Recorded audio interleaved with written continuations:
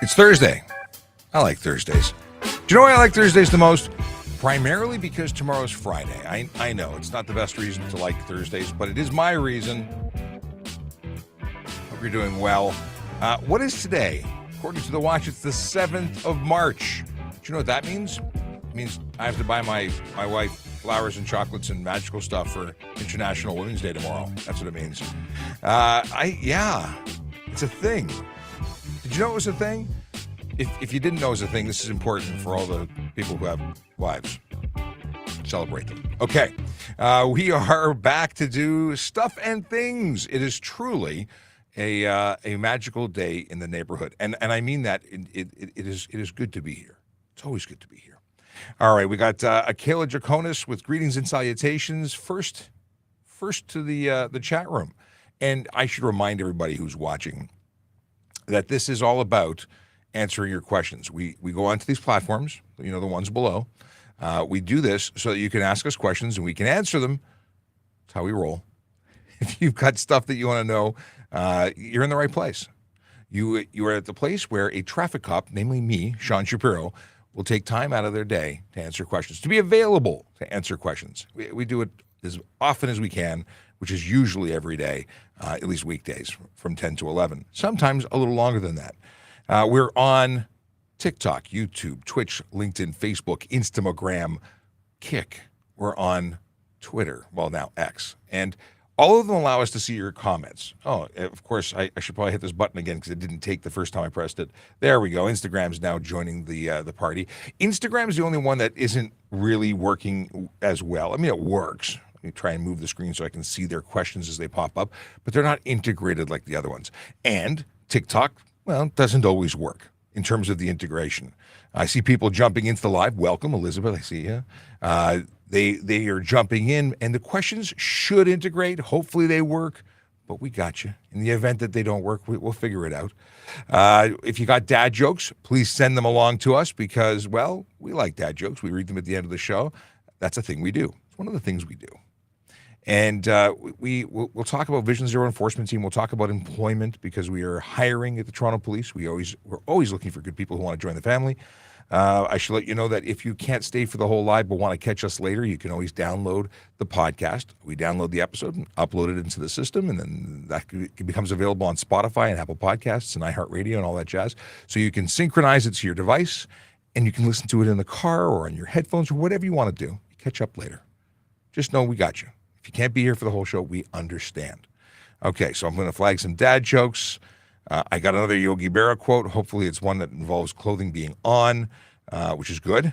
Paul says, good morning, all. Good morning, Sean. Thank you for your service. Well, thank you for the thank you. Paul has become a regular to the show. Stephen Bell is a regular, says good morning. So is Tim Shallow, who says good morning, Sean. Chase says good morrow to all, which is his new signature good morning because he's competing with Akela's greetings and salutations. Everyone's got to be original. We got Jordan Leduc who says, good morning, Sean. Good morning, Jordan. We got Jazzyson.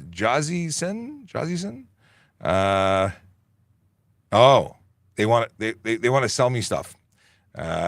We don't actually have a budget to have anybody help us. But it's a one-person show here. We occasionally have JD who's helping out, but for the most part, it's all me, and that's great. Except when people say, "Hey, we got this great business we do. We help people grow," and we can't help it. Radek says, "Good morning. Good morning to you." We have Brandon who says, "Good morning, everyone. Let's have a fantastic day and surprise my spelling is on point today." Very good. Listen, spelling's not for everybody, and autocorrect messes up the best of us. And then there's the not enough room to be able to really express yourself in the chat. I get it. It's a problem. Everyone experiences it, especially if you're on TikTok. If you come over to YouTube, I think you can actually type more. If that you can get, by the way, anyone who wants to get in here, they can by way of YouTube. It's youtube.TrafficCop.ca. If you're unhappy with the platform you're currently on and you'd like to try a different one, just go to TrafficCop.ca. We have all your options there listed for you to peruse and experiment with. Corey Wilkins says, "Good morning, everyone." And what do you mean Michael H. was first? Who was Michael? I didn't see Michael's comment. Akela says Michael H. was first. but I didn't see Michael. Okay. Chase is suggesting a TPS traffic jam with a canine officer. Now, I should probably let people know that there is something called TPS traffic jam. It is our podcast. It is separate from our live stream, where the live stream is really live. It's so you can ask us questions live. That's the live stream title.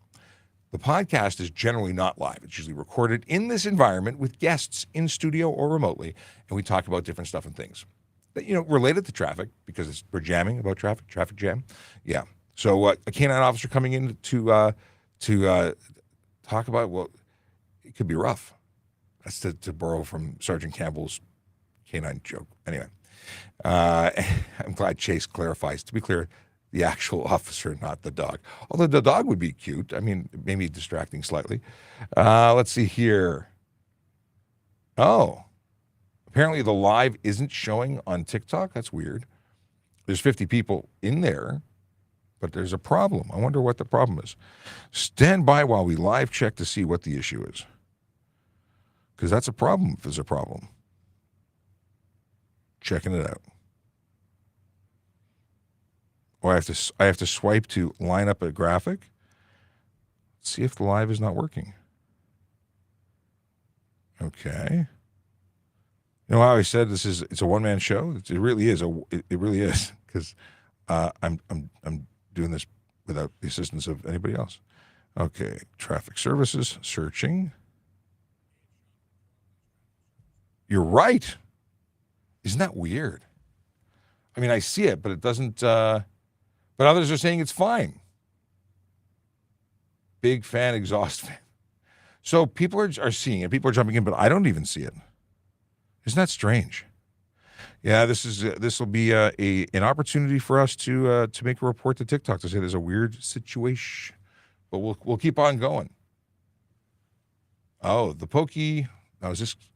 Hey, I have a special delivery. Stand by. Thank you very much. I got a hot coffee. A coffee. Yeah. It's good to have people who go to your coffee shops and bring you things on occasion. What a strange, I don't know why we're having an issue with the thing. 9 minutes in, 69 viewers, and although there's people in here, that's obviously not normal behavior for our stream. As I go completely off the script and try and figure out what our technical issues are. We do have a whole bunch of people on YouTube, which is great, which is probably, the folks who said, I can't see you on TikTok, let's bring you over to the other platform. What a weird situation. Well, you know what? I should put on some, somebody, like dancing bears behind me to distract while I do tech support here. I'm going to text TikTok. Hey, can you see my live? I'm live, and many are saying it's not showing up.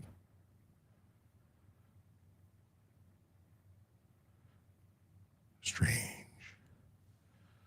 Let's leave it with them. All right. I appreciate letting me know. That is a very helpful piece of information. Some more here. No minions for Sean.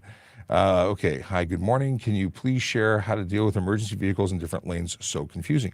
It shouldn't be so confusing. Here's the deal. You need to pull over. That's the ultimate. Pull over, slow down. If it's on a multi-lane highway, stay to the right, let them pass you. And then if you are in a situation where it's gridlock and you're in the far left lane or in the HOV lane, you pull over to the nearest curb or edge of roadway. That's the ultimate thing. If you're on any city streets, you got to pull over on an undivided highway, which is any regular street. And yeah, my wife can't get into TikTok Live. I can't get into my own TikTok Live from my personal account. So where was I saying? Undivided highway, everyone's got to pull over. Divided highway, where there's a one-way road going north and a separate divided road by way of median or grassy knoll, whatever you got, the other way, well, that's a problem. Yeah. So that's what you got to do. Oh, sorry. If it's divided, you don't have to pull over if it's not on the same side of the road. Boy, this whole TikTok thing's blowing off my routine. But there are people in the live, so some people can see us. I see Sean and Farrell can see it. I see the text, but not you. As soon as I joined, you disappeared. Really? Wow. Maybe I should can't. Okay, here's what we're going to do. Just because I got to fix it. I'm going to shut down the live on TikTok only. Everybody else will still be with me. I'll be right back. We're going to reboot it. Okay. We ended the live on there. We're going to add it back. Yeah, very, very strange. Go live. We're going to do this. Okay. Adding TikTok. Stand by. Okay. Copy. It's a lot of work that goes into this. If you can call cutting and pasting work. Adding the channel.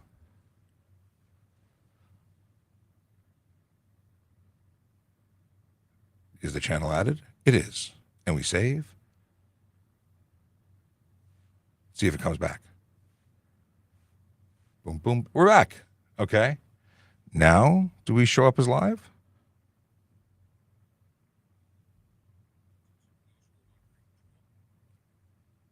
Yeah, I don't know what's up. Some weird stuff going on. All right. Yes. So now we're going to totally ignore, although people are joining it. So maybe it took a couple of seconds. I mean, something's definitely weird because I can't see the live from my account. Oh, well. Moving on, you do get that personalized live experience without TikTok interfering. And for the folks who are jumping in, because Cash Manny just joined. Oh, now it is working. My wife says she can see it. But how come I don't see it? Like,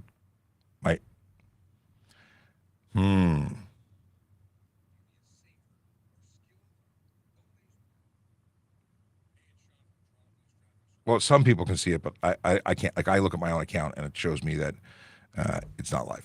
Okay, moving along. But Chase, it's working on my computer, but not on my phone, according to Chase. So they must be having technical difficulties. I'm not going to invest any more time into why it's not working. We'll just keep on moving on. All right. But tech support's getting a long email. All right. Vision Zero Enforcement Team, let's do that thing that we do. And also a reminder that this Sunday, that's the 10th of March at 2 a.m., the clocks will spring forward. We lose an hour of sleep. What does that mean? It means the weeks after that change, we tend to see people get about a 30% increase in collisions. That's bad. Now, it's because your sleep schedule is off. Sort of like my live stream schedule with this whole TikTok interference was off. It messes with people. And then we see people, not getting as much sleep and just generally not feeling their best. So what happens is we see, earth-shattering kabooms. Seriously, it's bad. So focus on sleep, focus on taking care of yourself, and don't take chances. This is a great opportunity to turn a new leaf and start following all the traffic laws and be safer. It's really bad on the other side when we go back and we lose that sunlight. Darker earlier. This will make it stay brighter later, but things are still a-changing. And we want you to be safe. Now let's talk about Vision Zero Enforcement Team, because that's really what I opened up my screen for. They are a group of officers who focus on traffic safety. Yes, they are folks who are very much interested in changing your behavior. They want to make sure that you're not driving over the speed limit aggressively, distracted, and they definitely don't want you to be driving impaired. So they focus on those behaviors. We call it the Big Four. Now, when they do that, they're very successful at it. They stop a lot of people. In fact, they are probably responsible for the majority of people pulled over in the city because they do nothing else. They don't have distractions of other types of calls because they are strictly there to change driver behavior. Now, today they are spending time in 22 Division and 51 Division, Etobicoke West Mall, Queensway. We got St. Jamestown, Cabbagetown, Riverdale, the Church Yonge corridor area. If you want to know where they are, you should be following us on Traffic Services on X, on Traffic Services Toronto on Instagram. You can go to our Facebook page. In fact, you can get links to all of those by going to TrafficCop.ca.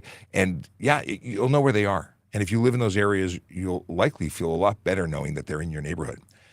Now, that said, the way to ensure you never meet them is don't break the law. People say it's a cash grab. They're just out there to make money for the city, for the gov, for the man. They're there to give you a reason to remember that what you did was wrong, and you need to change your behavior. People that make the allegation that we're making money at this, no. The reason being is it costs more money to enforce laws than not enforcing them. It's a lot. There is a net loss, not a net win. We're not rolling it in a big pile of money because people broke the law. And again, anyone who breaks the law is choosing to make that donation, or spend days in court, or just have a hassle. It's not fun. I got a couple of tickets when I was a kid. It changed my driving behavior, truly. It did what it was designed to do. All right. Radek has a question. When you decided to become a police constable, how many services did you consider? This is a good question.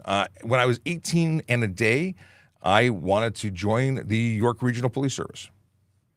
And at 18 plus a day, they were doing, I was at the tannery in Newmarket. Yeah, I lined up, ready to go, took my application, filled out a test, went in, wrote an essay. It was a whole big thing. I didn't get in at 18. And then when I was more grown up, I decided I wanted to become a Toronto police officer, and I applied and became a member of the auxiliary service because the service was it was hiring freeze for police constables. So I joined the auxiliary, and then I had so much fun volunteering my time. Within 6 months, I became a court officer, and the rest is history. 12 years as an auxiliary and court officer, and then a transition to police constable. And I never looked back. I never really considered any other service at the time when I was making my actual application for police constable. Okay, we got another joke from Kayla. We'll do that. Internet cable. What is this? Oh, Michael says an internet cable was impacted in the Middle East that affected Facebook and now TikTok. I don't know. I don't think this is a thing. Mind you, the numbers are very low in that chat, which is unusual. So I do think there's some technical issues on the TikTok end. And let's have another look, because I said I wasn't going to invest any more time in looking at that, but it is mighty strange that the live is not living. Weird. All right. Brandon wants to know if TPS Marine Unit make an appearance in a future episode. These are all things we have talked about in the past. And yeah, I don't know what the story is. I don't know if we can do that. We do partner with them for some impaired boating operation stuff, so I think it's a good fit, and I definitely would invite them to come in. And now that I've said it live, and if there's one watching, I think that we should probably make that happen. All right. Just a note, as we talk about TikTok not working, many people have found their way into the YouTube, which is great, because we've got 52 people watching on mixed channels right now, on YouTube. Actually, we have 28 people that are watching on X. I can see some live stats. A couple of people on Facebook. Yeah, we have people on my VoiceOver Cop, because the stream goes on both the Traffic Services page and the VoiceOver Cop X page. That might be a new record for X Live. Interesting. X tends to be the platform where people watch in replay more than they watch live. But anyway, it's interesting. Okay, Brandon sent the dad joke for later. Oh, interesting here. Cody says, over the last month, I've seen a couple people walking along the QEW. What would a ticket or charge be if you're caught walking on the highway? That's a good question. I've never laid the charge. Normally, this is just a pick them up before you go. So by that, I mean, I'm opening the wrong app here. I mean, if we find somebody on the highway, we would pick them up and drive them off the highway. Rarely do we lay the charge, but we could. Has not been the way I've dealt with it in the past, but let's see here. Controlled access. Cyclist. Where's pedestrian? Come on. So a cyclist, no, that's the wrong one. Bicycle on controlled access is $110. Let's see if I can find pedestrian. I imagine it's the same.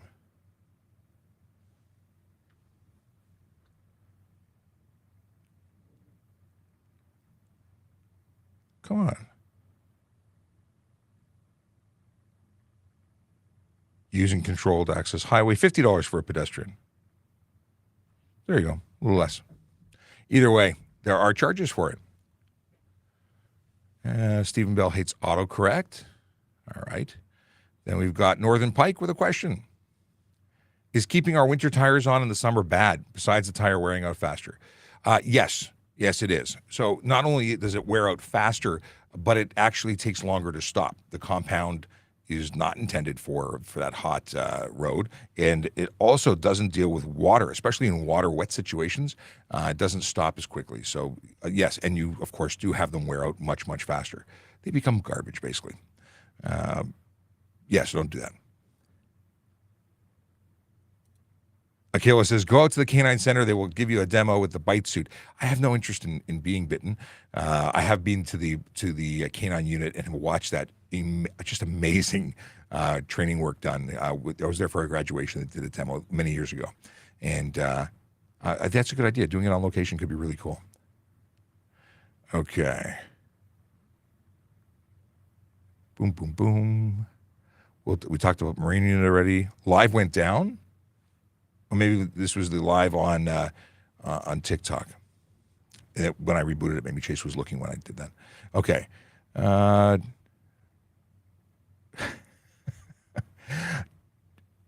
What is this? Farmers making me lose. Which farmers are making you lose? I'm not getting the joke if there was a joke there. Okay. Let's ask FAQ, what are the tint laws? So frequently asked questions about tint laws. This is interesting because, I've given the unilateral answer about 30% light blockage. And we had someone in, I assume they're a mechanic, and they brought up a very good point. Vehicles manufactured before 2017, being a 2016 or older, have different rules. They don't have the same standard as vehicles 2017 and newer. So it means they can have the tint strip. But that 30% light blockage for certification purposes isn't there. So they could technically be certified without having their tint checked. However, the windshield still applies for the greater portion, and they can still be charged for the obscuring interior of a motor vehicle with color or reflective tint. Coating, I think is what it says.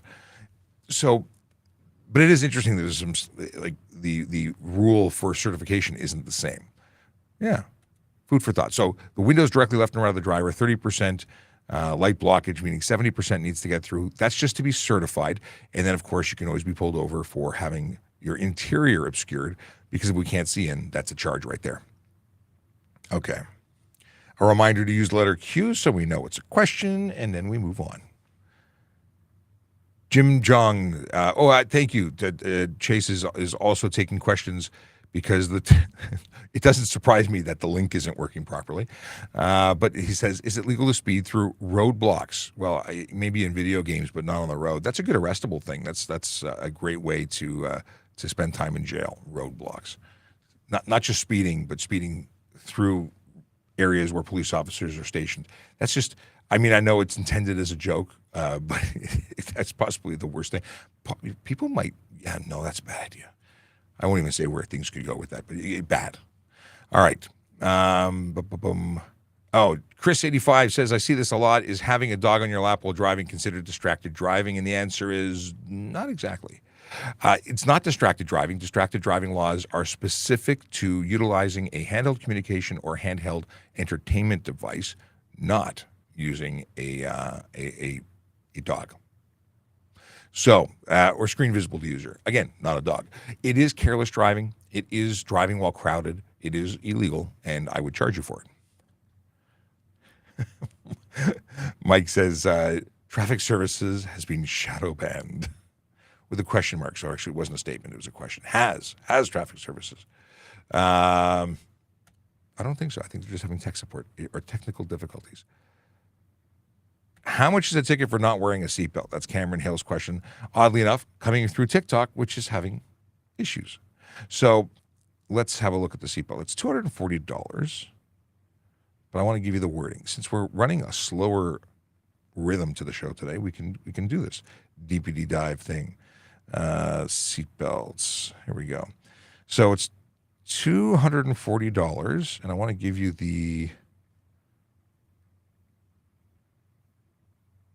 basic. Here, this is passenger, driver, driver failed to wear seatbelt. So it says, every person who drives on a highway, a motor vehicle in which a seatbelt assembly is provided for the driver shall wear the complete seatbelt assembly as required by subsection 5. And why does it say when it's provided? Because if you are driving a classic vehicle that doesn't require a seatbelt, you're not obligated to wear the seatbelt that doesn't exist. That's pretty much it. Okay. Are there cops that work on catching cyber criminals? I want to do that, or is that just RCMP? We do have a unit as well that specializes in that. So, yeah, I think every police service is going to, if they don't, they have to get there. I'm pretty sure everybody is already there. And then the RCMP does different stuff and things too. But you would still be, if you want to become a member of the Toronto Police Service, you would do that first, and then you would transition into specialties like cybercrime. And of course, we also do work with the other agencies like RCMP and so on. Cool stuff. Razimu. Are there, no, that was Razimu's last question. Solid Archer 2000. Why are there two bicycle traffic lights side by side at large intersections? Bicycle traffic lights? I don't know which intersection you're referring to, because not all intersections have bicycle traffic lights. Very, very unique intersections might. Then there's also transit lights, depending on what intersection. So I couldn't give you an answer because I don't know the specific location we're referring to. If you have an intersection, I'll pull it up on Google Street View and have a look. Because we can do that. Let's see here. Neha is on. It was Neha who told us about TikTok originally, and she's refreshed her TikTok 5 times and still can't get in. So strange. Obviously, I said I was not going to talk about it, but I'm still talking about it. It's bothering me. Yeah, I still can't get into it. So weird. Now we're going to launch a full-scale investigation. Okay. James wants to know, what about left side signal, and is there a red signal in front of you? What? I don't get the question. What about left side signal, and there's a red signal in front of you? Are we talking about an advanced left? I'm not picking up what you're putting down, my friend. Can you ask me again? Light on big intersection cars. Don't care. People crossing. Please do something. Yesterday, I was a witness to 30 years. I'm still not picking up what's being put down, so we'll move on.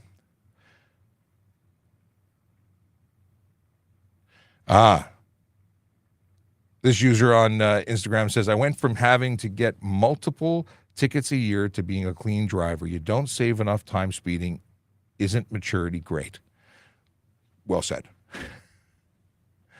We got, what division are you in as a question? The answer is Traffic Services. We're a citywide traffic unit that handles both Highway Traffic Act enforcement as well as investigation of collisions, all major collisions involving fatalities and serious injuries. We have a special unit that deals with that, the reconstruction or recon unit. We have a motor squad. We do dignitary escorts and things of that nature. And our building has other friends here. We have the prisoner transportation unit that's based out of here, although separately managed. But we are the Traffic Services unit. And I work at traffic safety programs where I talk about stuff and things. All right. Ding Dong wants to know if they can drive with one hand in a plaster cast. The answer is, actually, you could, as long as it doesn't negatively impact your ability to safely operate the vehicle. So if you had a standard transmission vehicle, I'd say hands down, no. It would be unsafe. If you had an automatic vehicle and could shift and could manage the vehicle safely, you could. You can have one arm and drive. Unless you had a medical doctor tell you that you couldn't, and then they could potentially medically suspend you, but that would be unlikely. Anyway, it all depends on whether or not it can be done safely. And somebody else might not believe you when you say you can. In other words, if you're not doing a very good job of it, expect to get charged. Okay, dad joke. We'll put that in the pile for later. Okay, moving along. Can police respond to calls outside of their jurisdiction? Depends what we're talking about. Like, can we pull people over outside of our jurisdiction, or could we be dispatched? I suppose another police service could call for help and ask us to move, but and assist them, and that happens on occasion. But generally speaking, we're not getting calls for other services. We are dispatched to our own areas. But it is entirely possible, because our authorities, our powers of policing, do extend beyond that of our city jurisdictional boundaries. We're police officers in the city or for the city of Toronto, but we're police officers in the province of Ontario. Outside of Ontario, we'd have to be sworn in and given extended powers to continue our work as police officers outside. Let's see here. Charlie says, so you're on the highway and your vehicle dies. You get out to seek help. Can that cost me $50? It's unsafe. It's more understandable as to why you're there. You're walking off the highway. If I pulled you over as a police officer and I saw you walking on the highway, but I just passed a broken down vehicle on the side of the road, it's totally understandable why you're there. I would not issue a ticket. I would give you a ride. That's different than someone who's just, avoiding some city streets and deciding to walk down the road. Maybe they're camping, maybe they're riding a bicycle, maybe they just didn't pay attention to where they are. Totally different situation. Could you potentially be charged for walking on the highway? Yeah, you could. And it's very unsafe, like the unsafest. It's just a bad idea. So yeah, you could technically be charged. The Odd Gamer, thank you, Michael, for sharing that. Municipal and provincial. Are you responding or are you sharing a question? I don't know now. Maybe that's an answer. Yes, you're answering somebody else's question. Carl Freeman says, good morning, Sean. Well, good morning, Carl. Let's see here. If you think that someone is impaired and you ask them to please not to drive and they don't listen to you, what do? You call police. If you believe that someone is impaired by drugs or alcohol, if you are a witness to the behavior that supports your belief, it's not just, either way, if you believe someone's behind the wheel of a vehicle, it's an emergency call to police because that person could pull out on the road and kill somebody. And that's what you're trying to prevent. Yeah.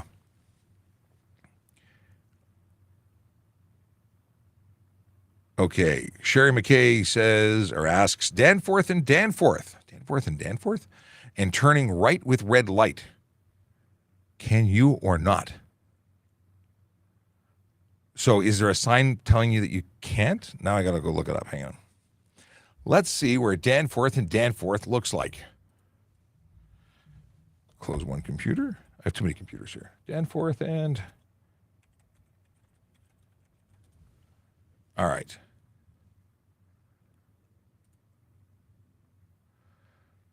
Danforth and Danforth. Danforth Avenue and Danforth? I didn't realize that Danforth and Danforth existed. I see the Danforth. Danforth Avenue and Danforth. That's a thing? There's Danforth. Should probably type it correctly. Are we sure that... Oh, here, Danforth and Danforth Ave. Danforth Avenue and Danforth Road. Oh, I see. It's a fork. All right, let's have a look at the... I can actually show you what I'm seeing here. Plant our... Here's something we haven't done before.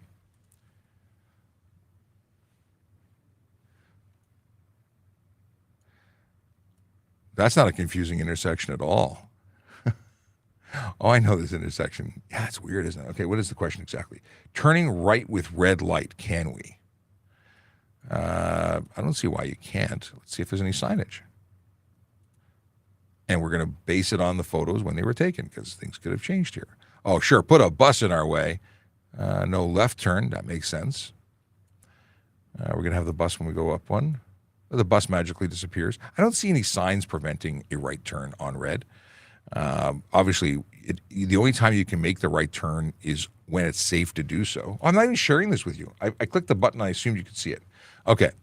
This is the intersection. Now that I can show you live what's going on. Sorry, guys and gals and people and persons. This is the intersection. So I don't see any signage to suggest there's the no left turn. Makes a whole lot more sense now that I realize you weren't seeing what I was talking about. Okay, so there's the no left there, but there's no signage to suggest no right. And when I talked about the bus, which made no sense to anyone, let's go here. There's the bus. Now, it's possible that the bus is obscuring some kind of sign that I can't see. I don't think they are.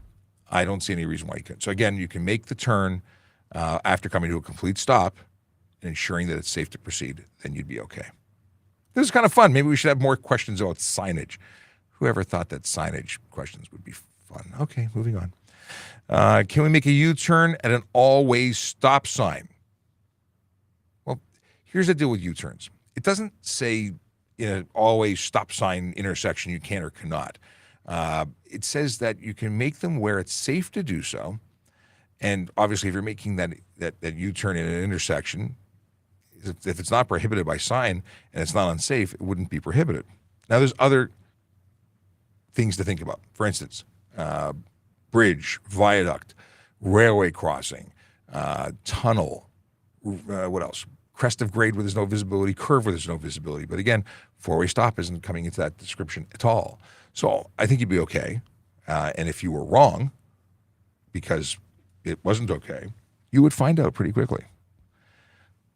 You'd get a ticket or you'd get into a collision. No, but to be serious, I don't see any reason why you couldn't. I don't think it's a great place to do it. I'm not a big fan of U-turns at all, but yeah, make your decisions and use caution. I saw a vehicle that was pulled over by an MCIT cruiser. Is that normal? MCIT cruiser is a cruiser that is carrying both a police officer and a nurse, and they deal with crisis. It's a mobile crisis intervention team. Are they still police officers? Well, the driver is, and absolutely can do what they need to do. So it's not. I don't know if it's normal. It's not that unusual. So does that make it normal? It certainly can be done. All right. Be kind to one another says, why not make fines $2,500 to change behavior? A $100 fine is just a way to create income for the government. Well, no, it's not. It's 100. Here's the thing. The fine has to be something that makes you think about what you did, but is reasonable. If you make it $2,500 and the person can't do it, guess what? The only other option is to reduce the fine or put them in jail, right? Those are the options you really have in the court. Although not all the charges have jail currently provided, but if $2,500 is where you're setting it, then you kind of do have that situation. And there's a lesson learning thing. It's not supposed to create severe pain so you can't pay. A family can't get their food because dad, just spent all the money for rent on a ticket. I mean, yeah, maybe you'll drive the message, but it's not going to get compliance. It's going to create destruction. So a $100 fine, while not making money for the city, I don't believe at all that there's a profit, is reasonable.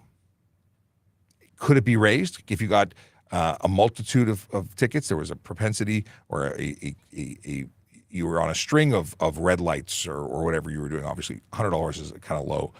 Maybe that was a basic speeding ticket or seatbelt, $110. If you had a whole bunch of those and you're having a real difficulty following the rules, in court, if you were to go to court, they can raise it. Most tickets can go up to $1,000. There's a pretty good range. That's just the fixed price on the ticket. So I don't agree with you, but I appreciate what you're saying. In some countries, and I think it's the Netherlands, that gave someone a $250,000 ticket because it was related to their income range. They have the ability to link it to your income. They had a whole bunch. It was a high earning person, so they paid an appropriate fine. Do you think that would be better? $250,000 for speeding, or $100,000, whatever it was. What's the article? Ticket based on income. I guess I should put traffic ticket. Finland and Switzerland. It's a LinkedIn article. Come on, where is it? 103, Finland, home of the $103,000 ticket. 65 miles per hour in a 50-mile-an-hour zone, an offense that would typically be a couple $100 in the States. His was 54,000 pounds. Interesting. What do you think? And then then it was 2002. A Nokia executive was fined an equivalent of $103,000 for doing 45 in a 30 zone. NHL player Teemu Selanne got a $39,000 $39,000 fine 2 years earlier. Obviously, it's going on there. What would you vote for someone who brought that in? Interesting. Okay, Solid Archer 2000, Woolwich Street and Speedvale in Guelph for the bicycle lights. Thank you for that. I still have maps up. Can I cut and paste this? No, won't let me cut and paste. All right. Come on, selecting. Oh, I put an H where there should not be an H. Woolwich Street and Speedvale. Hey, look at that. Auto-completed.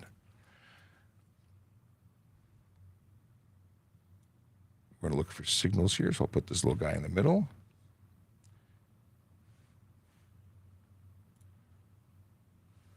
All right.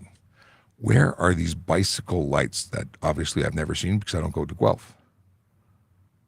Bicycle lights, where are you? Are these new lights? Are you seeing something that I don't see?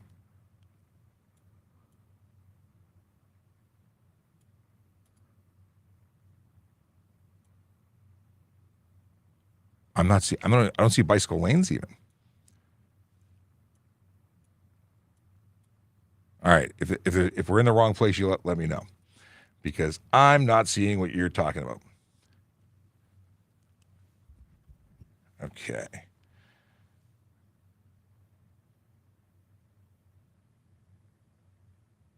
This is from Jermaine Meredith. What are some of the most memorable moments of you being on the road as a TPS officer? There's so many. I mean, my favorite one to talk about is when I was an auxiliary. I wasn't even a police officer. I was an auxiliary police officer, so I was a volunteer. And I was on a motorcycle, and I was on Queen Street. I think it was Queen Street, approaching University, and a kid's face popped into the window in the back, and they were really into the motorcycle. I gave them the thumbs up, and that kid's face exploded with a smile. It was just one of those amazing things. They reacted, and it was really positive. It just always stuck with me as an amazing moment, where people liked the police, and there was a respect and they liked it. Not that they respected me, but there was just they were looking up to police, and it was an awesome thing. So it was a motorcycle, and yeah, I don't know, I liked that. It was cool. But there's been so many. I've had so many great opportunities to work on special projects and be involved with Invictus Games and the Pan Am Games and good people doing good things. So I can't think of anything. Those are the ones that always pop into my head. All right. Nihao wants to know if Traffic Services Division 60 and 66. So our vehicles are 6,000 series. So if you see a 6,000 series vehicle, that is a traffic services vehicle, but that's not the division number. Traffic Services TSV is what we are, whereas other divisions are based on a number system. Mashal says, do I need my front license plate visible in the front, but it fell off, was damaged, and dented, replace? So yes, you need your front license plate visible in the front. If it fell off and got damaged, you can, I guess, mangle it back and put it back on. But you can get them replaced, absolutely. But you are responsible to have that plate visible, even if it's in dented state. Still put it on, but I would ultimately get it replaced. Miley wants to know if it's illegal to have those colored light strips underneath my car. Thanks. So we're talking about underglow. Underglow is not specifically illegal, but it could be a situation where you are not getting, or you're violating another area of the law. So if you put those underglow lights on and they're shining light that is visible to the front or the back, you're potentially going to be getting a ticket for improper headlights or something of that nature, because you can't project anything other than yellow or white to the front, and at the same time you can't project anything other than red or amber to the rear. And I got lost for a second there, because on the way in I was behind a truck that was driving me bananas this morning, 5 a.m, and there was a large commercial vehicle. Trying to think of what sticker it had on it. Anyway, it's irrelevant. It had its regular brake lights and lamps of amber and red, but they had white lights mounted down low under the bumper, and I guess it was to light the ground for work, but they left it on. So I was looking at bright white LEDs all the way into work, and it drove me bonkers. And if I was on duty, I would have pulled them over, and I would have issued a ticket. And that's sort of underglow-ish, even though not exactly.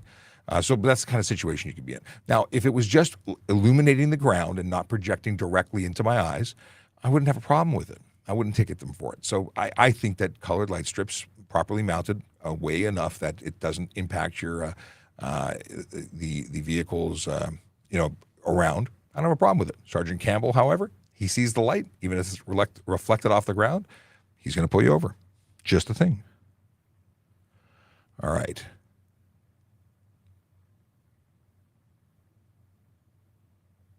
Michael says I gave an answer for the right on. Oh, okay. For Danforth and Denver. Gotcha.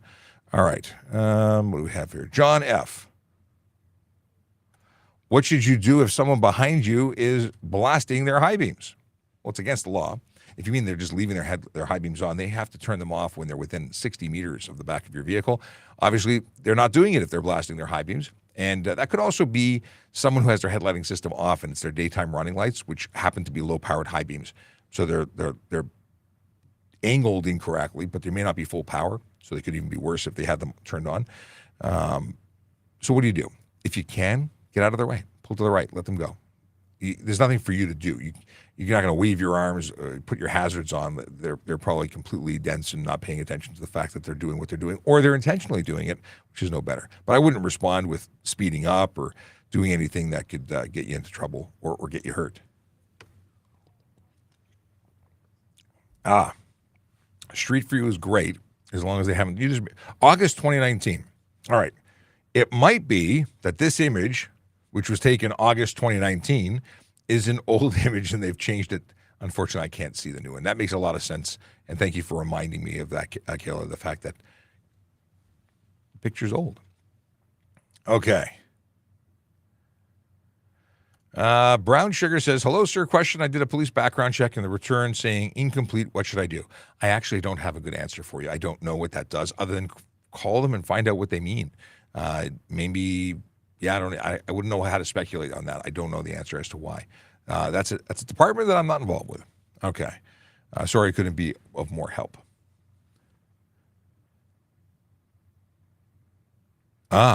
Chase puts Meek's question up.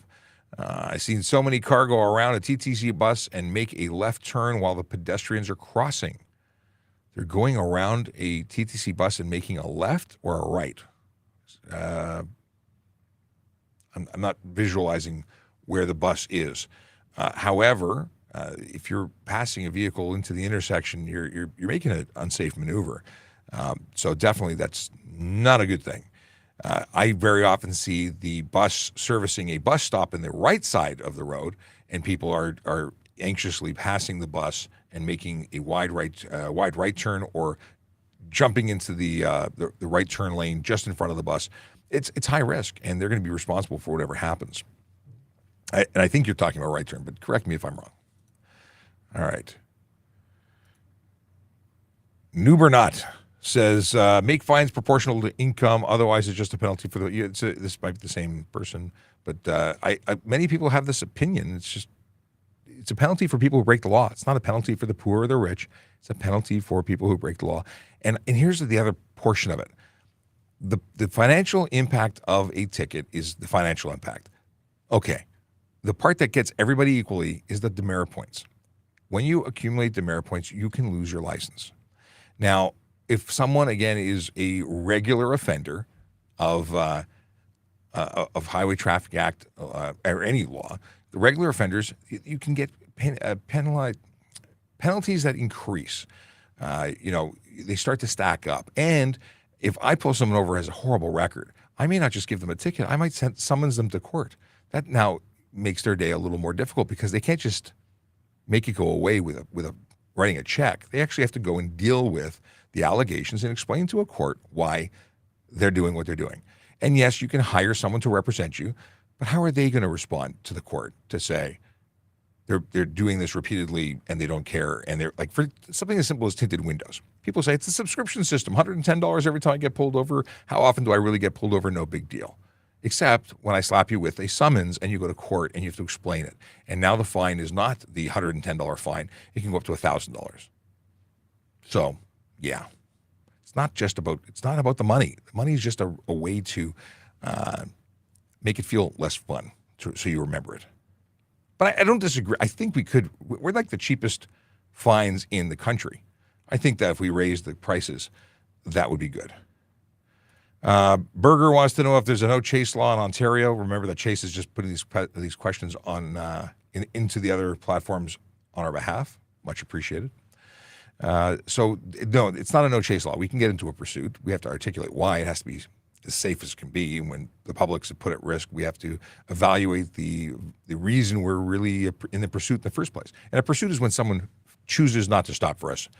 They're indicating that they have no intention to stop. That's when a pursuit begins. Okay. Is it illegal to modify a car with a body kit, underglow, and tinted brake lights? Okay. So body kit could be legal. I don't know enough about every body kit to be able to say they're blanket available. Depends on what you're doing. There's maximum width of vehicles. There's all sorts of things that may or may not be safe. Underglow we've discussed briefly already, so I won't repeat it. But tinted brake lights are just silly. Your brake lights have to be discernible at 150 meters according to the Highway Traffic Act. Discernible means not only seen glowing whilst you're driving, but you have to be able to determine that brakes have been applied or not. Right? There's a different brightness. Both have to be identifiable. It can't be that they're not seen until you depress the brakes, because that's not the same thing.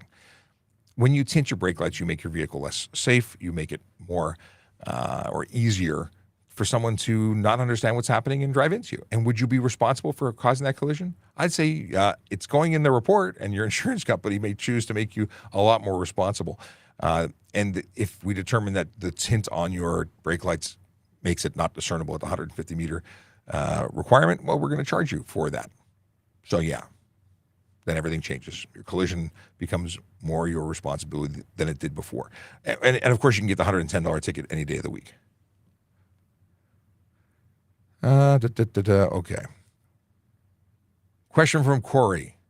When making a DUI arrest, how much of the officer's day is taken up with the process from beginning to finish, so long as the suspect is cooperating?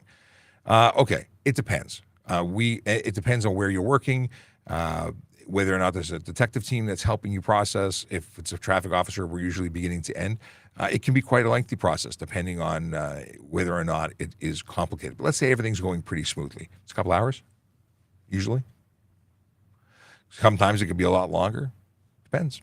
There's no absolute. Everyone has, like, I have a whole system that I employ. I have forms that I have, ready for me. I know what I'm doing. There's a collision portion, which usually you're not doing the collision and the arrest, but so it all depends. But I quite like impaired driving investigations. So if it's your thing, it's easy. If it's not your thing, it's less easy. Okay. Michael says I'm not. All right, you're always welcome, Michael. Been following on TikTok for a little while now. Great content. Happy to make it for a live. I'm great. That's from Tweep on YouTube. I'm glad that you made it over to YouTube. As you probably found out that there's an issue with TikTok today. So glad that you made it over here. Glad that you made it to a live. What is this question from Michael? Who is that child? Did they get M-Class or want to join the motor squad? I'm obviously not picking up what you're putting down. I must have missed the previous comment. My friend drives smoke with his G1. What do I do? That's from, Jonut Gaming. If someone's smoking, you're saying they smoke marijuana and then drive with their G1? Well, it looks like there's a whole bunch of charges they're eligible for. Some of them are criminal, and some of them are Highway Traffic Act.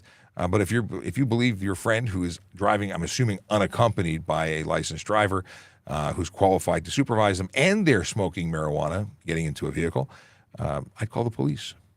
Obviously, I'm assuming you've had that conversation with them. It's an uncomfortable conversation, but I'm assuming you've had it with them. And at that point, the next step is to report them to police. What is the youngest age you can be a passenger on a motorcycle? The simple answer is it's not based on age. It's based on whether or not the passenger can put their feet on the passenger floor pegs or boards.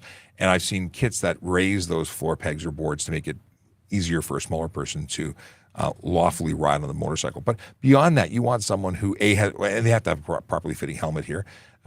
You want someone who's going to be responsible enough and capable of holding on and being a good passenger. It's so much more important. Forget legally. You want someone that you can confidently take on that motorcycle and not put their life in at risk. They were actually talking about making it an age requirement at one point, but it never passed. Zill Jazz says, I remember when Traffic Cop only had 200 followers, now 655,000. Congrats. Thank you very much, Zill. It's been a while, huh? It's been a pretty amazing trip over the last couple of years and growing, and things have really changed from staring into a tiny phone to now being on this wide format, multi-platform thing. It's really cool. Thanks for the shout out. Imran has a question. Do demerit points affect your ability to apply for a law enforcement career? Fantastic question. The answer is yes. If you have accumulated, points on your license, it means that you're not following the laws that we want you to enforce. If you don't respect the laws, why would we employ you to enforce them? So if you have a recent driving history with issues, that's gonna cause some problems for you. Especially, we're going to look into a deep dive into your history. That's a background check, and obviously, when we see stuff related to driving issues, it's going to make us ask questions that you may not have answers for. So, yeah, that's the thing. Check out our website, and actually, this is a really good opportunity for us to segue into a quick chat about employment. We'll come back and continue. We're going to go a little long today because we had that bumpy start with all the TikTok stuff, but there's 78 people on multiple platforms, excluding TikTok. Most people the majority are on Traffic Services X, which is awesome. That's really cool to see. I so rarely see, we've, up until now, did I say TikTok? TikTok's always been the number one. Twitter has never really been a big thing, but now Twitter can ask us questions. So of the people watching on X, know that you can ask questions. That's a thing. You can actually do that. And we'll see them, at least if it's working. Try it out. Somebody on X, please send us a message. Ask us a question. We'd love to hear from you. All right. By going to, let's see here. By going to tps.ca/careers, you can see this magical page with all the information about becoming a member of the Toronto Police Service. For Police Constable, you click on the link, and guess what? All the information about Police Constable shows up. Minimum requirements, all the things you need to know. And it talks about a driving record somewhere here, which is how I ended up.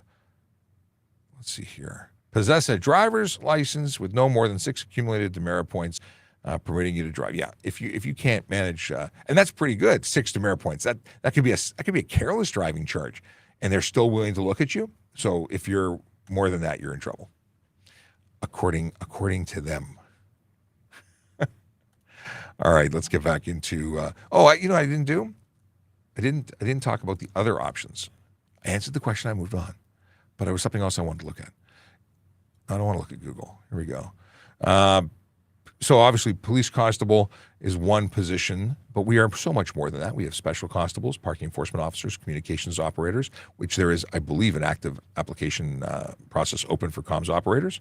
If you go to auxiliary officer, it's where I started. That's a volunteer position. If you're a member of a police service other than Toronto and you want to move to Toronto, there's a lateral hire section. But it's the civilian roles that I like to talk about, and that's because the civilians, the non-uniform members of our police service, really make it possible for us to do our job. We have crime analyst position, communications operator, and developer in the digital team. 3 positions that are open and might be good for you. So if you're looking for a change, want to become a member of a fantastic organization, consider coming to work here. Can I swap out my car's horn for a dump truck horn? A dump truck horn is legal to have in your vehicle. Now, be aware that misuse of that horn, whether it be a dump truck, a train, or a car, if you're misusing it, you can get charged for unnecessary noise. If you're using it to warn people that, get out of the way, that's a pretty reasonable use. And whether it's a really loud horn or not so loud, it's reasonable. I have air horns on my personal motorcycle because air horns are loud. This whole loud pipes save lives thing's baloney, but loud air horns properly directed to vehicles are usually a pretty good way to communicate. Peter Hayes wants to know about brighter LED lights. Do you mean with a tinted scenario? If you have tinted taillights and you put brighter headlights in, technically it should make for a compensation or a balance where you'd probably still be discernible. If you're talking about brighter LED headlights for headlights, Well, it depends. There's a maximum you can go. Very often those aren't directed properly, and they may not be legal for the road. You got to know what you're dealing with. But LED is a great way to go if you can do it legally. Don't buy the cheap stuff. A lot of the stuff available from overseas isn't going to last. It'll heat up and it'll burn out. I use LED replacement bulbs for my taillights, not because I tint mine, just because I want them to not overheat. And the ones that I have run at a lower temperature so they don't burn out. My incandescent ones were just burning out every couple of weeks. There was an issue. I don't know what it is. This solved it for me. But now, because they're lower current, they flash more frequently, and it bugs me because the tickety-tick inside of my vehicle is at a higher pace, and now it's annoying. When we bought our truck, my wife and I said, wow, it's got a really cool, tick-tock rhythm. Now it's a annoying one. And the more I think about it, my drive home is going to be torture because I'm going to think about this all day today.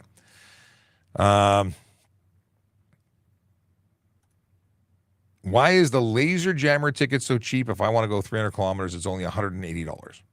So, yeah, the face of the ticket's $180. Plus, we are going to rip out that system from your vehicle, so you're going to lose the jammer. So if that's $1,000 or however much it costs you, you're going to lose that.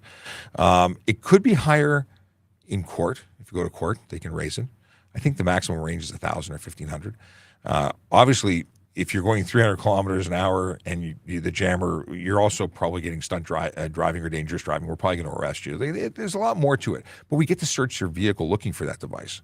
That's how you're going to end up getting the charge. And hopefully you got nothing in that vehicle that you're trying to conceal from police, like drugs and guns and all sorts of other bad stuff, which tend to somehow fall out of the vehicle when bad guys do bad things. But you're right. It should be much more expensive. It should be like jail. Let's see here. The Grinch says, just put underglow on my van, but only use them for parades and shows. That's the responsible way to use underglow. Not like the person who was pulled over a couple of days ago with flashing red and blue lights to the front, back, and on their wheels. That person didn't, they said it was for a car show, but they had it on whilst driving on the road. Not very smart. Anyway, parades and shows, very responsible. What color did you choose? I'm curious now. LA wants to know, are tinted taillights illegal? We talked about that already. What about light bars? Are they illegal or legal? Light bars are off-road. We'll give you a hint. Off-road light bars are for off-road purposes. They're not legal for the road. They're not directed properly. No, they're not legal. So off-road only, which is the case for most aftermarket lighting. Caleb Cranston wants to know, whose fault is it? Sorry, who's at fault if someone making a right turn goes into the far lane and someone hits them? So it's an improper turn when someone who is turning goes into the incorrect lane. So if you're making, a left turn, you have to stay in the leftmost lane. If you're making a right turn, you should turn into the rightmost lane. Doing the wide turn and going into the incorrect lane means that you were at fault and you put that situation, yourself into that situation. Now, if someone hits you and you've already completed your turn, there might be questions as to the mechanics of that collision. But if you ran into somebody usually the turning person is going to be irresponsible. But your question has some basic easy stuff, and then there's I don't know exactly how the collision is going to occur. So it could be one, it could be both. We generally charge people for what they did as a party to the collision, as opposed to making the total decision as to it happened because we're usually there after the fact. So you made a wide turn, okay, we'll ticket you for that. The other person failed to stop. Maybe they're driving carelessly. Maybe they're speeding. Maybe they ran a light. We'll deal with them as well. Let's see here. Jerry says, I'm a tow truck driver and cops should focus on enforcing slow down and move over for us. Too many close calls. Yeah, we should do it for us too, because the problem with the slow down and move over stuff is that we're usually engaged in the work. We're there at the side of the road, just like you are. And when someone buzzes the tower, if we're not there to see it as a third party, we can't just drop the collision investigation and run after them. I'd love to. I have, however, in a standard vehicle stop, very quickly given back someone's license, ownership, and insurance and said, slow down, good luck to you, and run after the person driven after the person who just buzzed the tower and did not slow down and move over, and I've charged them with a $500 fine for that. I absolutely agree with you. More needs to be done, but that means we almost need to have a chase car at every vehicle stop and collision investigation or tow truck event to be there to police that, because unless we're there by accident, we can't deal with it. But I agree with you 100%. We need more enforcement there. It's just hard to be everywhere all the time. So we need automated enforcement for that. Rage Bar TV. Why is lane splitting illegal? Motorcycles in traffic cause a risk to people who don't see them. Sorry, motorcycles in traffic are a risk because people don't see them. I'm a motorcycle guy. I was hit by a car, so I know all about risk on bikes. And that's how I ended up on this show. We made this show based on the fact that I was not on the road anymore due to that collision. Anyway, lane splitting and those people who don't see them are one of the reasons why it's not lawful. Now, there is no lane splitting law, but there are careless driving, stunt driving, and dangerous driving laws, and this lane splitting very often falls into one of those categories. Lane filtering, walking your bike through slowly and safely or at very low speed, managing through stopped vehicles, not specifically illegal, maybe even acceptable in some scenarios. But when you're driving through at speed amongst stopped vehicles or driving much faster than other vehicles, that's now qualifies for other things. So it's specifically unsafe to do it that way. So if you have two scenarios and both of them are unsafe, which one is the least safe? It's probably the one we're going to charge for. 007 Rocky. Is it Rocky or Rachi? I think it's Rocky. Great meeting you at the auto show. It was great meeting you too. Let's see here. Mike Nell, are you at the auto show today? Is it saying that I'm at the auto show today? There's no auto show today. It's from Mika, sorry. It says here, live stream for ASKaTraffic. No, this is at the studio. But yesterday, unless Facebook is still experiencing problems and saying we're at the auto show, or no, you're on, well, they're on TikTok.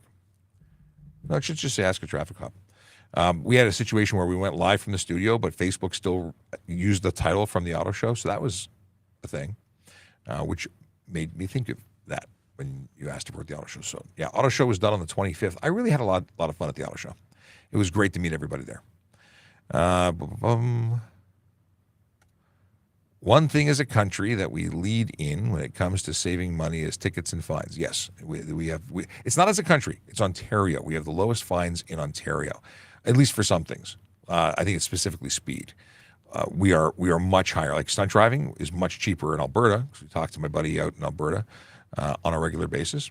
Although we miss him because he's been busy with his new position, and we'll look forward to doing this again soon, where we connect with our friends in Brooks, Alberta, and talk about the cost of fines there, because they are expensive in some regards and cheap in others, and we're different here.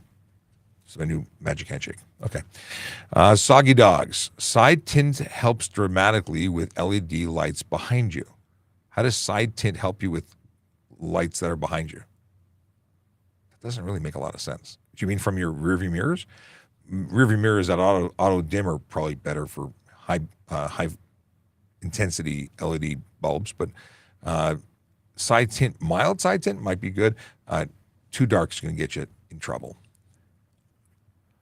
Okay. Kayla, keeping track of my time, giving me the 5-minute warning 16 minutes ago.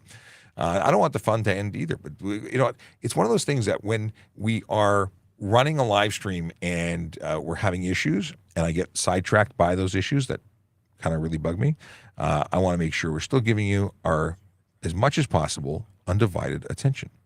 And just, oddly enough, hey, look at that. It now shows up as a blinking live stream. So we're now at least showing up. Total technical issues. So weird. But we now have 96 people in the room on TikTok. And that also means that our integration, which isn't working, maybe we can reboot it. So let's see if we can do that. Restream. Apparently I need to switch my profile. Hey, by the way, if you're watching, you don't know who I am. My name is Sean Shapiro. I'm a police officer with the Toronto Police. I talk about traffic safety, traffic law, police stuff. That's sort of what I do. It's kind of my thing. And I have a lot of fun doing it, but it is a thing that we do that is really for you. And if you want to ask us questions, that's what we're here for. You can ask us questions in the chat. Now, I must say that thanks to Chase and the other magical regulars in our chat group, you may have the opportunity, even though the bot that translates, or not translates, but transfers all of the comments on TikTok over to Restream. Well, it hasn't been working, so they've been doing it for us manually. And again, thank you to those guys. I owe you a Diet Coke or a coffee at our next meeting. I say meeting whenever we run into each other. I appreciate the help. It's kind of you to do. It's nice that you guys are here all the time, but it's really nice that you help out when that help is needed. Because as we talked earlier, this is a one-person show. There's no assistance, at least very rarely. All right. I've reset things. It may or may not make things change, but let's keep going. Oh, by the way, reminder to anyone, if you're watching, if you're following, great. If you're watching and you don't follow, please follow. I see this on all the YouTube channels, and it's true. If you're on YouTube and you don't follow us, you're not the only one. There's a lot of people who watch our content regularly, but like 50% of our viewers, if not more, don't actually follow us. So follow us so you get notified when we go live. Ensure that you come back to see us again. Also, it helps the algorithm. We're actually at like 3,070 followers on YouTube, which is cool. But when you consider that we have 655,500 on TikTok, well, it's a lot more on TikTok. So I'd like the numbers to be equal, just for looks. I think it's cool. Makes no difference otherwise. It's all about bragging rights, nothing to do with income, because we don't get paid for this. Well, I get paid for being a police officer, but I don't get paid by TikTok or YouTube or anybody like that. That is not why we're here. We're here to deliver good education, good information to our viewers and followers. Okay. That's a great, the Grinch gave me a dad joke. I like the DJ header. That's good. Dad joke header. Very good. All right. What are the rules for carrying pocket knives or hunting knives? Knives are tools, and you can, in many situations, have one on your person. If you're carrying it for self-defense or use as a weapon, it's different. You can't conceal things. So there's no, like, I grew up thinking, well, if the blade is bigger than the palm of your hand, there were all sorts of things that were shared. There are, but I don't believe that that's actually on the books anywhere. I can't find it. Having knives that open with a spring assist or a switch, those are prohibited. Now, spring assist, if it's a, what is it called? It's not an automatic knife at that point. It's called a spring assist. There's some that are assisted and they're not illegal, and then there are ones that are because they're button activated. So you really need to know what you have before. And if you have a prohibited weapon, like a prohibited knife is a switchblade, it's prohibited just like a gun is prohibited. So be mindful of what you carry. But if you're having a proper pocket knife, like a Swiss Army knife, and you carry it around because it's a screwdriver and a toenail clipper and a scissors and a screw, like it's a tool, and you're totally allowed to have that. Okay. Not something I normally talk about, so I don't have a polished answer, but that's hopefully a good answer for you. If you need more, if there's a specific angle you're looking for, ask me. Tweep says a switchblade or butterfly knife, a balisson. Yeah, switchblades and butterfly knives are both prohibited. I just noticed that as things refreshed.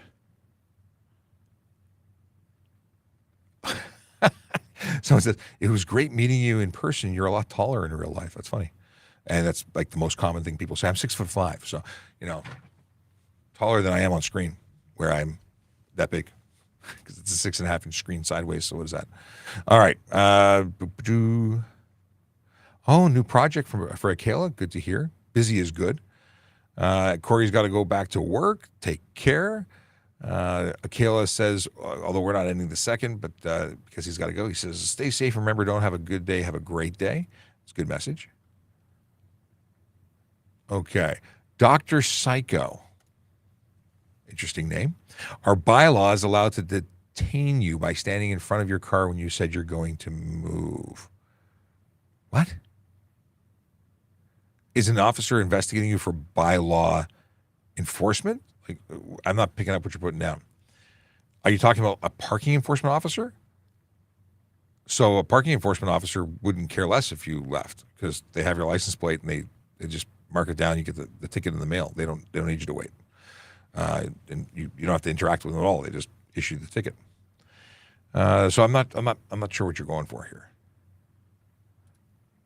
Robbie wants to know, or says, my brother just got his G2. Is he able to use my car if he doesn't have insurance? So in Ontario and in most places, the vehicle is insured, not the driver. So yeah, you could lend your brother your car and it would be illegal, but your insurance company may choose not to insure them. And this is because if you live together, they want anyone who's using the car to be on the insurance policy. as an occasional driver at very least. Call them, find out, because the worst thing that'll happen is that they'll say, we're not covering you and we're denying your claim, at which point lending your brother the car that maybe gets crashed up, expensive. Yes. Let's see here. What's the law when a bike moves to the front of the line at each light, so we have to pass them again? You mean a bicycle? Because a motorcycle probably ain't going to be around once.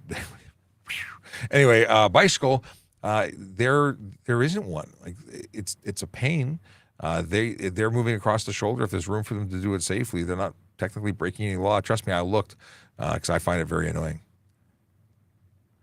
Oh, okay. So well, Michael was asking about was the kid in the back seat wearing a seatbelt. I think that's what you're asking. As far as I can remember, yeah. I don't know. It's a long time ago. So Stick Ghost says it was great meeting you at the auto show. You're a lot taller in real life. And that's the question I was laughing at earlier. It was nice meeting so many people there. Okay. My brother just got his G2. I'm a fully licensed AZ driver. Is he able to use my car even if he doesn't have a car? So is this the same person asking differently? We just answered that question. Or a very, very, very similar question. Anyway, the answer to the question is the same as the other one. Your licenses are relevant. Make sure if they live with you, make sure your insurance company is cool with it because they can make your life difficult. Okay, dump truck horn we covered. I got a ticket for my car being too loud, but it came like that from the factory. How's that legal? What kind of car? Because most cars have to meet requirements, like legal ones that are set forth by regulation, that they can't be too loud. And if it was still too loud, your driving was probably the reason, or defect. So if you had a 2024 Honda Civic, which probably doesn't sound like very much of anything, we've been having all sorts of wonderful technical difficulties. Well, it's 11:20 and you're still talking. Well, because I'm making up for the lack of talking I was doing when TikTok was acting funny.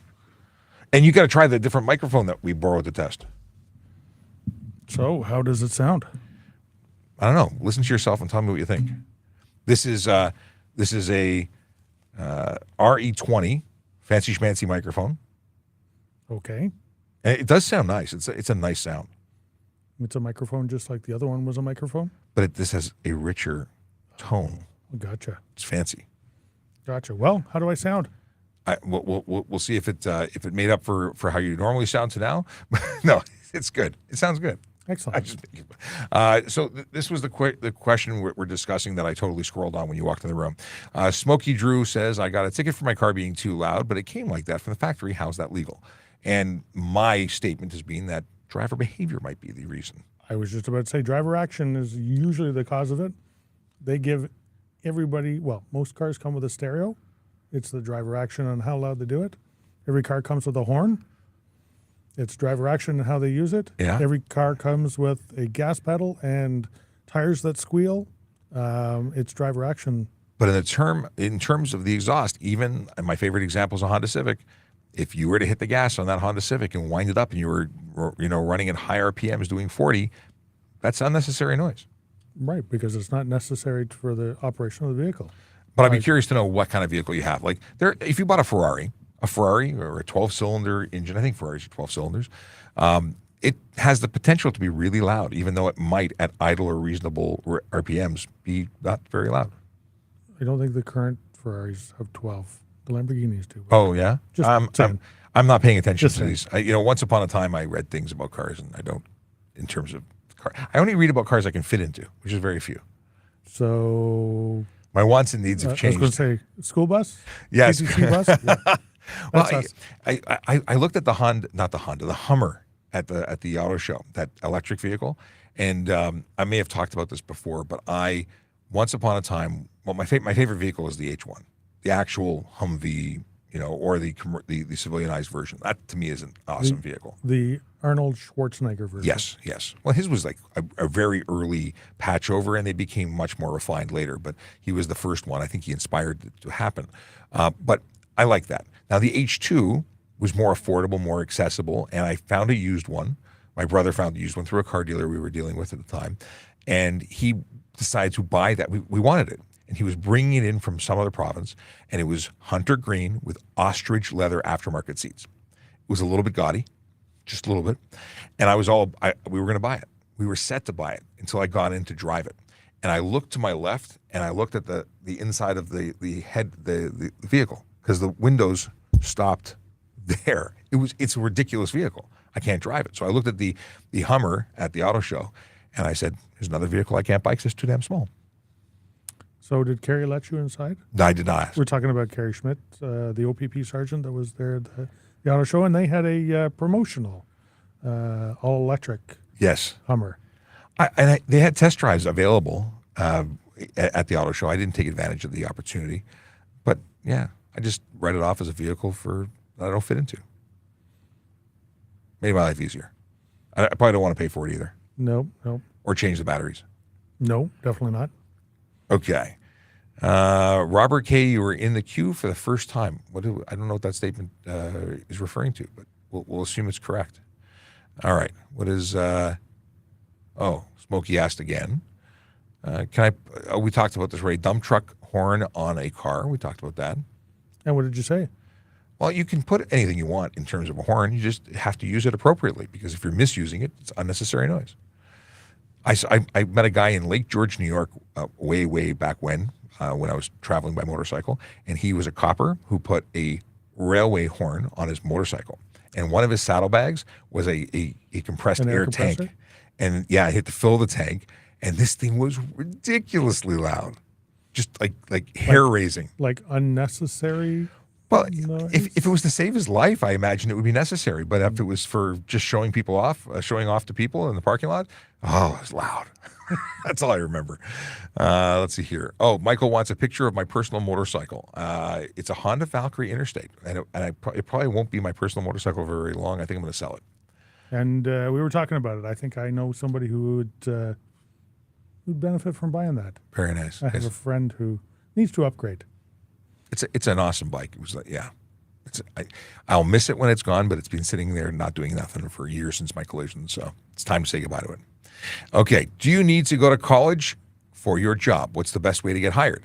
So grade 12 OSSD, Ontario Secondary School Diploma, is the minimum requirements for becoming a member of the Toronto Police, or most police services in Ontario, I would say. So you don't need an OSSD. You need the equivalent to an OSSD if you get it from out of state or out of province. Good point. And that's the minimum. Will college help you?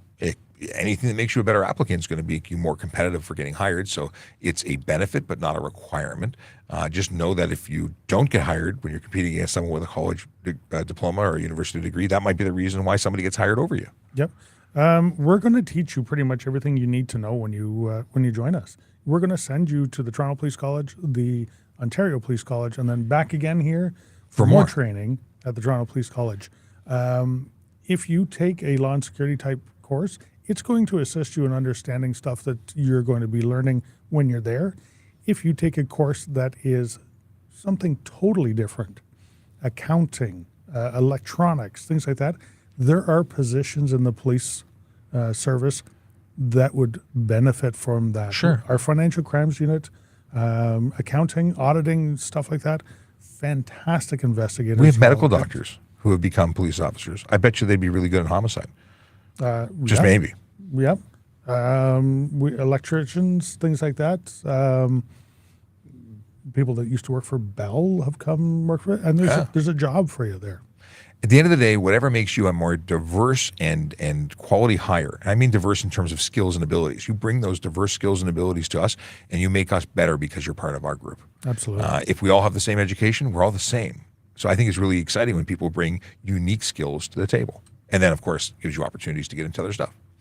Mohammed wants to know, what should the cover letter be directed to when applying for cadet hiring management?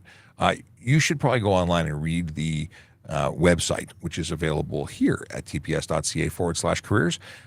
And before you apply, ask a recruiter for some information. Because while we know lots of stuff and things, we are not recruiters. And there's likely lots that you could benefit from speaking to one.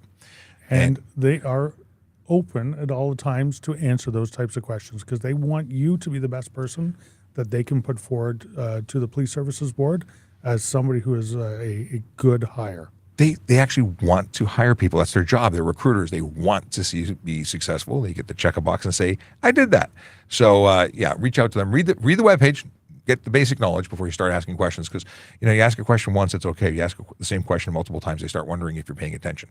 So do your research. I still remember the name of the person that hired me, Gary James. I got the opportunity to work with him later as an equal, and he was fantastic.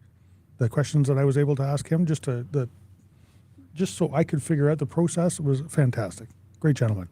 It was a really good experience becoming a member of the service. And I've gone through several interview processes, both for auxiliary courts, promotional with auxiliary, promotional for courts, police costs. I've gone through the ringer for all these things, and you develop skills and abilities with how to do it. It is a skill, and getting prepped and knowing what's expected of you is important. So ask questions, but read first. Why don't you guys use actual fast motorcycles rather than cruisers like R1 or S1000RR? This is Brad's question. Because nothing is faster than a police radio. That really is the answer. We use motorcycles to get through traffic. I was a motor squad officer for a long time, and I love riding motorcycle for the service. But a faster bike, we wouldn't be able to maintain our day and all the duties that we are responsible for, because we're not just chase bikes. We're report riders. We're daily patrollers. Like we're police officers doing everything.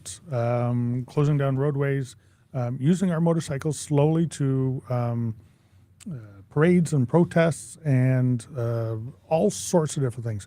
We need big, solid, reliable, easy to ride. With our motorcycles, we do an awful lot more slow driving than fast driving. And truthfully, fast isn't the right way to go. Fast just makes other people try and go fast, and then everyone goes fast, and it's quite dangerous. Yes. So that's like why I said, you know what? There's radio. nothing faster than the radio. Two cruisers positioned properly will do a better job than trying to chase somebody down. Agreed. You can respond. Well, user whatever number, I'm going to be there to pull your car off the road. Take your license plate away. Yeah, if we catch you with windshield tint, that's an unsafe motor vehicle. We're pulling your plates. You can reapply for safety and plates again. And go through the process. You'll have to pay for it all, by the way. And when you get the charge for the unsafe motor vehicle, you'll have to go to Justice of the Peace and explain why you made your car less safe. I'm going to say that's the most unsafe thing you could probably do to a car, not be able to see out of it, especially in the forward. Like, I'm being kind of direct here. That is one of the dumbest things you can do. Yeah, it makes and you actually, people don't realize how much anxiety that causes pedestrians when they can't see who's inside. Not because there's a scary person inside. There's a famous person inside, which is I think what people are aiming for. Do they see me? There's no nonverbal communication. They can't determine whether or not you see them, and it puts them off their game. And I understand why. That also goes for other drivers. Yeah. You know what? I communicate with other drivers when I'm out there, especially in a police car. What I want them to do, where I want them. Do I see them? We're at a four-way stop. Go ahead. Yeah, I'll you can't let see you that. I saw a G-Wagon recently. It was so dark. It was as though they were opaque windows. Maybe they had a video camera and they were just painting those solid black because they were so dark. And you know what? We see things because light reflects on it. That's the only way the human eye can see things. And if the light isn't coming through your window, you're not seeing it. It's not working. Akela asks about side mirrors with the auto dim feature. They're legal. Tinting them is not a good idea, but the auto dimming is a function of some motor vehicles, and it's so that you don't get blinded by the light. Yeah. My rearview mirror does it automatically. I didn't know side ones could do it. That's awesome. Yeah, I had a car that once upon a time had that, but I don't think my current one does. I've never noticed it. It's mild. It's not like tinted. I see that the TikTok link is now suddenly working. That's great. Blair wants to know, or says, I'm looking and in the process of applying for the OPP. How intense is the schooling? Well, the Ontario Provincial College, the Ontario Police College, which handles training for all the police in the province of Ontario, outside of the dedicated training that happens at each police service. It's intense. It's awesome, though. I had so much fun. It was weird being recently married and then left my bride for 3 months, but So in the province of Ontario, we all get the same training. depending on the police service you go to, you may have additional training before or after. The same training is done at the police college because we have to train to a standard. And then we, in Toronto Police College, we train specific to urban policing as opposed to remote policing, where the OPP may have to focus more on that depending on where they're working. So how intense is it? It's different. It's different. Something you're not used to. Yeah. There's a physical portion of it. There's a scholastic portion to it. We work in a rank structure. We all wear uniforms and we act uniformly. You may have to figure out how to march for your graduation ceremony. There's some culture shock, and you have to like eggs. Yeah. Actually, I heard the food at the Ontario Police College has gotten better. It was good when I went. I didn't have a problem with it. Oh. Thanks to anyone who works there for taking care of me when I was there. It was a good time. I don't know if it was the food or the water that The water? that bugged me. It didn't go well with my insides. Okay, well, that's good to know. Yeah. What was happening at the Gardner Expressway westbound yesterday, since it was blocked for hours? Unfortunately, there was a serious collision. I believe it was a serious fatal collision. Yeah. Unfortunately, we have to investigate collisions, and sometimes when it happens on the expressways, it inconveniences many people because of the actions of maybe one or two people. So I'll leave it at that. Yes. What part of the QEW and 401 does, I think that's Metro, and what does OPP handle? Actually, it's all OPP. Like, truly, those... The QEW and the 401 Yeah. are provincial highways, and the OPP handles those highways. We handle the roads within the city of Toronto proper, except for the 400 series highways in Toronto. So the 427 and the 401 that passes through Toronto is patrolled by OPP Downsview. Now there's talk now that the province is going to be taking over, first of all, the maintenance of, but the responsibility of the Gardner Expressway and the Don Valley Parkway. which is very interesting. Those are two different highways compared to the provincial highways. There's different policing requirements for it because there's a complete lack of shoulders. The portion of it is raised up. There's additional hazards going on, and the traffic volume there is incredible 24/7. It's unique. It's a unique way to police. We don't know if we're going to continue policing it or not, or if the OPP is going to take it over. So we're usually the last to find out. After it already changes, we'll get a memo. Yeah. Carl Freeman says, have a safe day. And King of T7 says, what should I do if a cop is tailgating me in a single lane road? I don't know why a cop would be tailgating you. Usually we convey messages through flashing lights. Yep. Your responsibility is to operate your vehicle correctly. It's their responsibility to do the same. Maybe they're conducting an investigation on you. Tyler Steele wants to know what the point of a seatbelt charge is.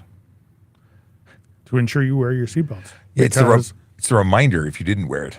Because seatbelt saves lives, and it saves lives not only of yourself, but other people. I would rather want you in the driver's seat of a motor vehicle in the event of a collision to maybe stop it after that collision. Far too often I see big rig or heavy truck operators that don't wear seatbelts. And they say, well, I'm not going to get hurt. I'm in a big rig. Yeah, you also have an air ride suspension and an air ride seat. And one little bump in there can knock you out of the seat. And now you've got the whole 30 tons driving down the road with nobody operating it. Yeah. So there's that. And if there's somebody else in the vehicle and the vehicle rolls, you might kill them. You may hurt them. So absolutely, you need to be wearing that seatbelt, not just because it's not just about you. Question from Joel: Could I be charged for a clear plate bracket? I was intimidated being told to remove it's $110 actually, but yeah, you can't have anything on your license plate. Yep, nothing at all, even clear, because actually the dirt goes on the clear one, and it stops you being able to read anything that's underneath it. Do you know that our license plates actually have raised letters on it? So it is both a physical... Not the blue ones. Not the blue ones. But it is both a physical and an optical plate where you can actually determine the plate both ways. And it's done for a reason. When you put a clear one, especially ones that have the little... Dome. bubble around it. You get a little bit of dust, dirt, road debris on it, and you can't read Some a of thing. them are polarized with the direct intention to prevent cameras from capturing them. That's obviously illegal. They can become sun bleached and turn color, and they're less visible. Sand and particles make Opaque. them opaque. Did I say less visible, opaque? Yeah. Yeah. They can become beaten by sand and dust and dirt, and not. It's still clear, but now it's not properly optically clear. Yeah. So So, yeah. you know what? We get it. We drive vehicles too. The front plate takes a beating, and the front plates and the plates actually are not built that well, and Not they're anymore. given by the province. I have plates from the 80s. They're great. We get it. We understand, but there's no reason to have a plate cover on their back plate. There's no reason to have a tinted one. There's no reason to have one that is curved. We get it, but we don't get it. And it will be a case-by-case situation where an officer could or couldn't give you a ticket for it. I have no sympathy for people who put it on the back. I don't have sympathy for anybody. But, right. Is turning left on a red light illegal? So left on a red light, that would, in most situations, be running a red light. But if you are at a one-way street, on a one-way, turning onto another one-way, then as long as it's not prohibited by sign, a left turn on a red light would be the same as a right turn in a normal situation. That is correct. And it As would be long le- as you enter the proper lane. If you don't enter the proper lane, it's an improper turn. Yes. But again, that's so left turn to left turn. A left turn on a red is only a scenario that applies when you're on a one-way street turning onto another one-way street. In all other situations, that would not be legal because that would be running the red light or proceeding before green and all sorts of bad things.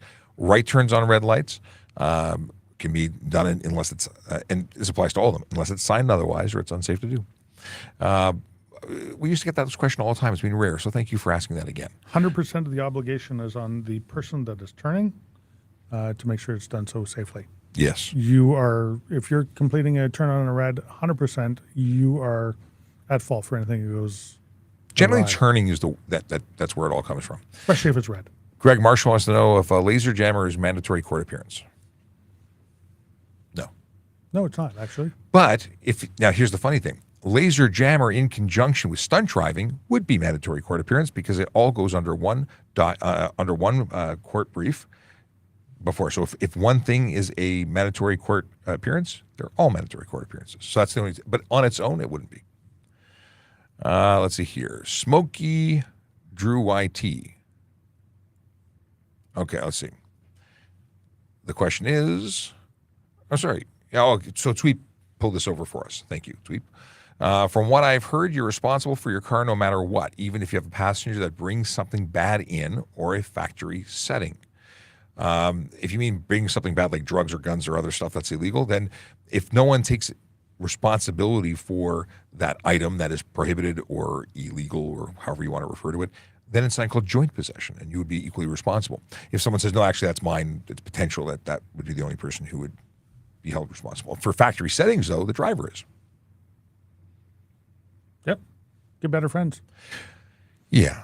So I just got a couple of texts. Coworkers need to see us. Oh, okay, then we better go. So we are, well, I'm done, and you probably want to be part of this as well. So I will definitely, absolutely, and without question, join you in 1 second. I'm going to sign off. It has been a slice. It has been an adventure of sorts because we've had all sorts of issues with technology, for which I hope they have all resolved, and we'll be back to normal for Friday celebration tomorrow at 10 a.m. Eastern time. So if you've got questions, we generally have answers. LG, by the way, says both sound awesome. Good to hear. Squirreling and saying goodbye and still reading tons of messages we're not going to get to. Very, very sorry that we can't stay longer. Obviously, we need to go and do what we got to do, which is whatever is happening outside this door. Have a wonderful day. Drive safely, drive sober, park legally, and smile. Because you know what? Despite what people have said about you in the past, it actually makes you look real nice. Have a good day. Yellow light, red light, green light, go.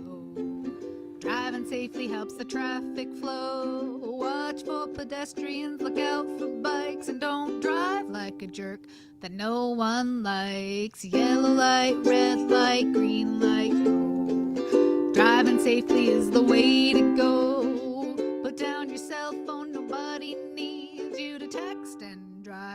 the DVP. Yellow light, red light, green light, go. Stop at stop signs, look both ways, then go. Seatbelt, save your life indeed. And watch your driving, don't speed. Yellow light, red light, green light, go. Driving safely is the way to go. Don't drink and drive or smoke some weed, because you might go to jail and not get free. Yellow light, red light, green light, go. Driving safely helps the traffic flow. I had to do it. I realized two things. One, I love this question so much. And two, I didn't read the dad jokes. And there were so many dad jokes, so I'm going to quickly do dad jokes after addressing this.